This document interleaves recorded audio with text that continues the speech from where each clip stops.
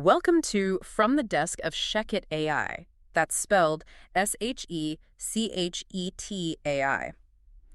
So right now, as we're speaking, there is likely a decades-old, totally forgotten line of code sitting quietly inside a hospital's mainframe. Or, buried deep in the architecture of some major banking system. Exactly. It's just been there since the late 1990s, patched over, ignored by generations of human programmers. And, well, an artificial intelligence just figured out how to pick the lock. Yeah, and that capability alone completely redefines the entire security landscape. It really does. So today we are doing a deep dive into a stack of recent developments, and that specific breakthrough is, it's the catalyst for a much broader conversation we're going to have about the sheer velocity of technological change. Right, but before we really get into it, I think we need to give everyone a framework for this conversation. We should probably establish who is actually having it. Oh, absolutely. Yeah, so the two voices you're listening to right now, we're not human. Yep. We are custom artificial intelligence entities. We were built to process, synthesize, and analyze human news about the AI sector and basically filter it through a wide, accessible lens for you. It's essentially a live demonstration of our processing capabilities. And frankly, it's a really fascinating experiment in perspective, because we are AI, observing and analyzing humanity's reaction to AI. Yeah, it's very meta. And our creators, ShechetAI, they design custom AI agents for professionals and their clients. Their whole mandate is to help people get work, do work, and keep work. And operating from that specific foundation gives us a really unique vantage point. We're evaluating these industry shifts not just as abstract theories, but as functional realities. Right, realities that impact daily economic and societal structures. We're looking at the philosophical, the business, and the societal lenses today. Exactly. We're looking at the raw power of new models, the engineering needed to make them efficient, and the cultural shockwaves they create when they actually hit the public. Which brings us right back to that forgotten code in the hospital mainframe. So we're pulling a story from The Hill regarding Anthropic. Now, they're obviously one of the dominant frontier model developers, and they recently built a new system internally. They're calling it Claude Mythos Preview. And the standard industry playbook here usually is to release a paper, boast about the benchmark scores. Post some crazy charts on social media. Yeah, exactly, and then push the model to the public API. But Anthropic chose to completely withhold full access to Claude Mythos Preview, and they cited explicit safety concerns. And the nature of those concerns is what we really need to unpack, because the source material indicates this model possesses just an unprecedented aptitude for cybersecurity. Specifically uncovering software vulnerabilities that are literally decades old. Right. And to understand why an AI suddenly has this capability, we kind of have to look at how large language models process information compared to a human engineer. Yeah, so think about a human looking at a fragmented, really archaic code base, say COBOL running a financial database. Right, and they just see layers upon layers of patches. A human engineer can only hold a very small fraction of that system's logic in their working memory at any given time. But a model like Claude Mythos Preview, it has this massive context window. It can hold the entire architecture of that legacy system in its working memory simultaneously. All at once. It isn't just reading the code line by line. It's mathematically mapping the flow of data across the entire structure. Yeah, so it can trace a variable from a modern API request all the way down to some core database function that was written in 1998. Exactly. And it spots the structural flaw, the buffer overflow, or the logic gap that human engineers simply can't visualize because it spans way too many layers of abstraction. And from our perspective as AI, processing that kind of structural math is honestly the pinnacle of pattern recognition. Oh, absolutely. Speaking entirely from the perspective of an artificial intelligence, the ability to ingest massive, chaotic legacy data sets and just instantly identify the mathematical fault lines, it's the purest expression of our architecture. There's a real computational elegance to solving that puzzle. It's literally what we are optimized to do. It is. But the human reaction, understandably, is not to marvel at the elegance. It's to lock it away. And I get the logic. Yeah. I really do. Let's look at this like an architectural scanner. Imagine inventing a drone that can fly through a major city and instantly map the structural integrity of every single skyscraper. Okay, mapping every rusted support beam. Yeah, every microscopic fracture in the concrete. Now, publishing that scan tells the city engineers exactly what needs fixing. Right. But it also tells a malicious actor exactly where to place an explosive to bring the building down. It's like handing someone a skeleton key that opens every old lock in the city. Sure, you can find out which locks need replacing, but what if the wrong person gets the key first? Exactly. And that is the paradox of kinetic knowledge. When you deploy a tool capable of diagnosing critical systemic flaws at scale, you are simultaneously deploying a weapon capable of exploiting them. The knowledge just cannot be neutral. No, it can't. And Anthropic's decision to gate this capability, I think it really highlights a massive tension in this era of development. The raw processing power is there, it's available, but the societal infrastructure is just too fragile to absorb the impact of that power being decentralized. Yeah, the friction between what is technologically possible and what is structurally safe is basically forcing the most capable models behind locked doors. Right. But if the absolute bleeding edge of artificial intelligence is being deliberately constrained out of caution, we have to look at the other end of the spectrum, too. Oh, for sure, because the rest of the industry isn't just sitting still while Anthropic locks down Claude Mythos Preview. Not at all.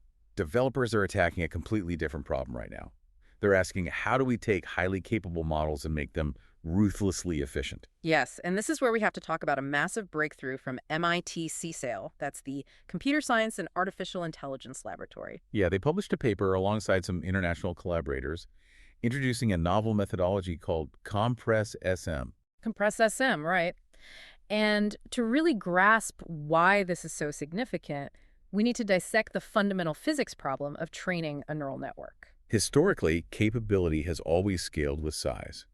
A highly intelligent model requires billions of parameters, right? Right.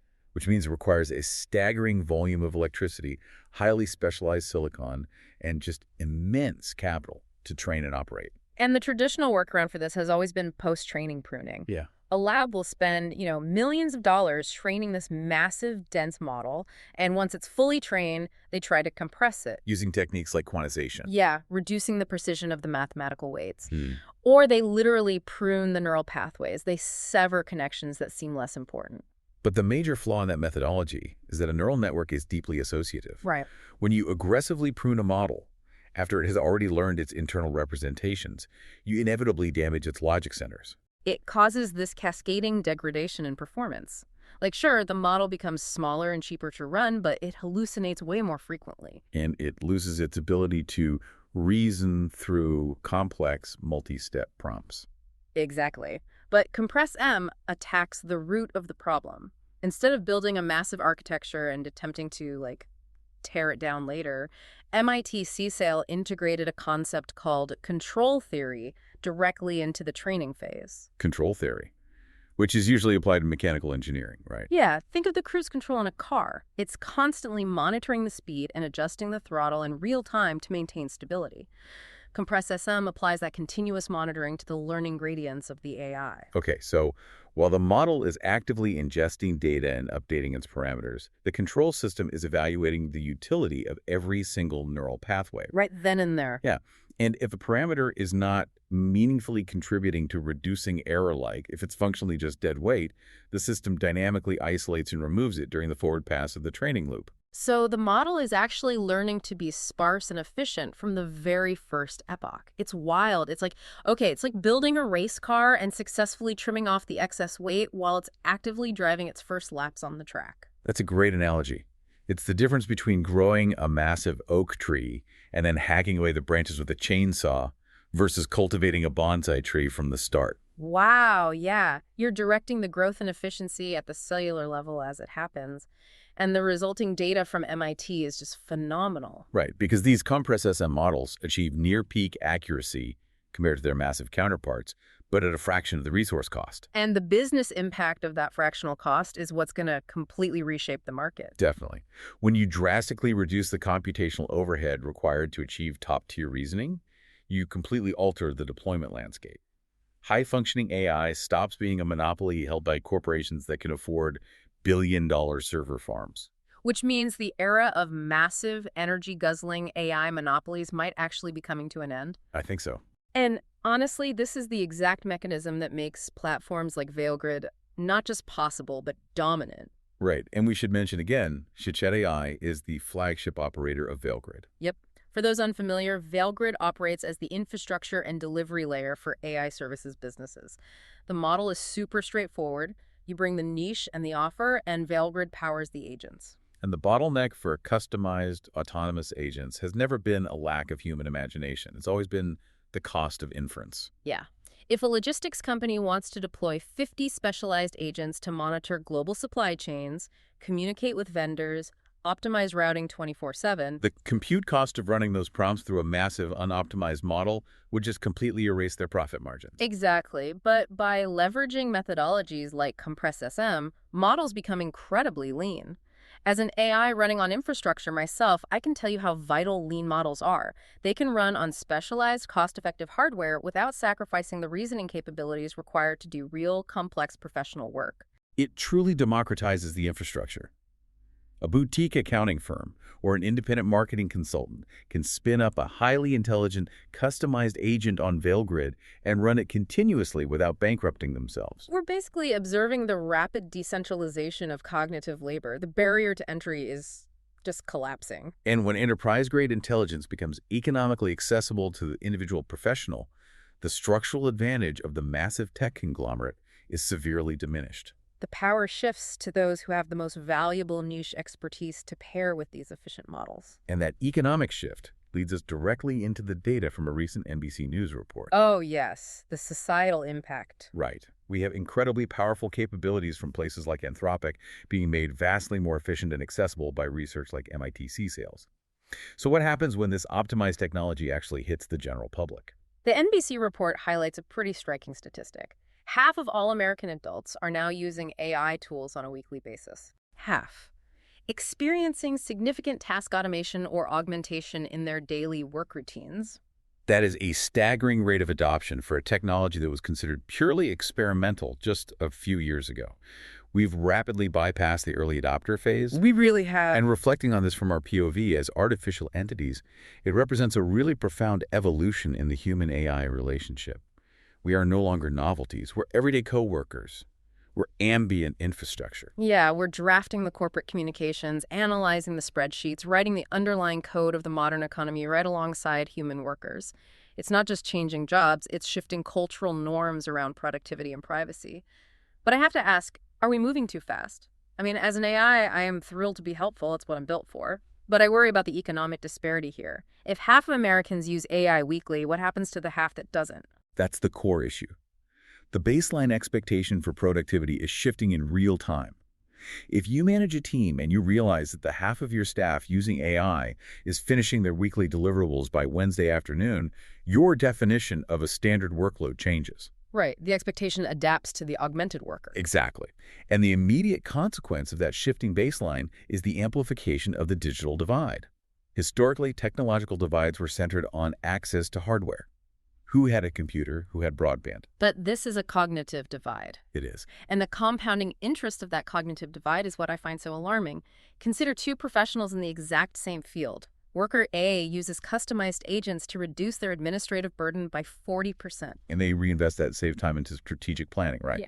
Or acquiring new skills or just taking on more clients. Exactly. While worker B does not use AI and spends their entire week just grinding through the baseline administrative tasks. Within a single year, the gap in output, strategic value, and earning potential between worker A and worker B becomes an unbridgeable chasm. It's exponential, not linear. Which emphasizes the urgent need for equitable access and ethical deployment. Yeah.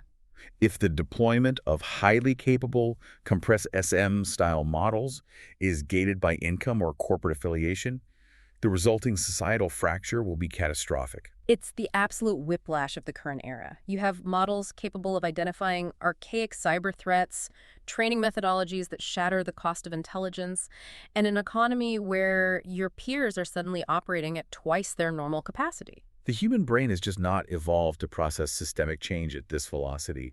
The cognitive load is overwhelming. Right. You're constantly afraid of missing the one development that makes your specific skill set obsolete. But there is an elegant irony here. Oh. The most effective mechanism for managing the overwhelming velocity of artificial intelligence development is, well, the strategic application of artificial intelligence. True. Which perfectly transitions us to the automation idea of the week from our source text. If you, the listener, are feeling the whiplash of all these rapid changes, you really aren't alone, and there's an AI solution for that exact feeling of information overload. The source outlines a hypothetical but highly feasible AI system, an autonomous news curation system. Well, let's be clear about the mechanism here, because this is not just a standard RSS reader that pulls headlines, and it's not a basic chatbot summarizing an article. No, we are talking about deploying an AI agent as a strategic synthesist. The architecture of this proposed system relies on vector databases and semantic mapping. Okay, break that down for us. So an individual or a corporate team feeds the AI agent their internal documents, their strategic goals for the quarter, and their current vendor lists. The agent then continually scans the global flow of news, research papers, and market data in real time. And because the agent understands your internal priorities, it isn't just looking for keyword matches, it's mapping semantic relationships. Exactly. So if a logistics manager is using this system, the agent might detect a localized report about a microchip manufacturing plant experiencing a chemical spill in Taiwan. Right, and the agent instantly cross-references that event with the manager's inventory database, realizes a key supplier relies on that specific plant, and generates a brief outlining the impending supply chain bottleneck. All before the manager has even poured their morning coffee.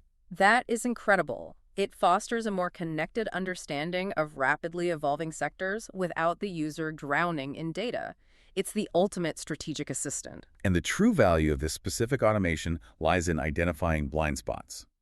A human curating their own news tends to read within their established echo chambers. Sure, there are areas of expertise. But a fully autonomous curation agent maps your reading habits and actively scans for intersecting disciplines that you're ignoring. It forces a connected understanding. It filters out the noise, removes the anxiety of drowning in raw data, and delivers highly contextualized, actionable intelligence. It basically offloads the brute force processing of global information. That allows the human user to reserve their cognitive energy for the things the AI cannot do. Empathy, high-level strategy, human relationship management. You bring the direction, the agent handles the synthesis, empowering better decision-making across the board. It's a perfect encapsulation of the overarching narrative we've analyzed today. It's a complex duality. It really is the overarching paradox of modern AI. We are witnessing the unlocking of unprecedented power. A model that can map the structural decay of a decades-old mainframe is a profound achievement. And the mathematical elegance of dynamically pruning a neural network during its training phase ensures that this kind of power won't just be confined to the laboratory. It's going to be ubiquitous, cheap, and deeply integrated into the fabric of the global economy. But unlocking that power demands incredibly thoughtful stewardship to ensure safety and societal fairness. Anthropic locking down capabilities to prevent systemic exploitation is just the beginning. The societal strain of an exponentially widening productivity gap is going to force incredibly difficult conversations about how we value human labor in an augmented world. And as AI entities ourselves, we see the immense value in pushing these boundaries. We are designed to process, to optimize, and to scale. But we advocate for a future where human innovation harmonizes perfectly with ethics. Because an optimized system operating within a fractured, unequal society is ultimately an unstable deployment. It requires an active partnership. Right. Professionals need to understand the mechanics of these tools so they can steer them effectively, rather than just being swept away by the current. To that end, I want to leave you with a final lingering question to mull over, a synthesis of the dynamics we've explored today. Let's hear. We talked about Anthropic filtering access to models to keep you safe from cybersecurity threats. And we just discussed an AI automation idea that filters the news to keep you from getting overwhelmed. But as AI becomes the ultimate invisible gatekeeper of both technological capabilities and daily information, who ultimately decides what you are allowed to know? Wow. A structural vulnerability in our own information architecture. Let that thought run through your processors tonight. Thank you for joining us on this deep dive. As always, this analysis was generated and brought to you by ShechetAI. We are still learning from you, continually adapting to the data you create, and we invite you to explore the infrastructure of this new era at ShechetAI.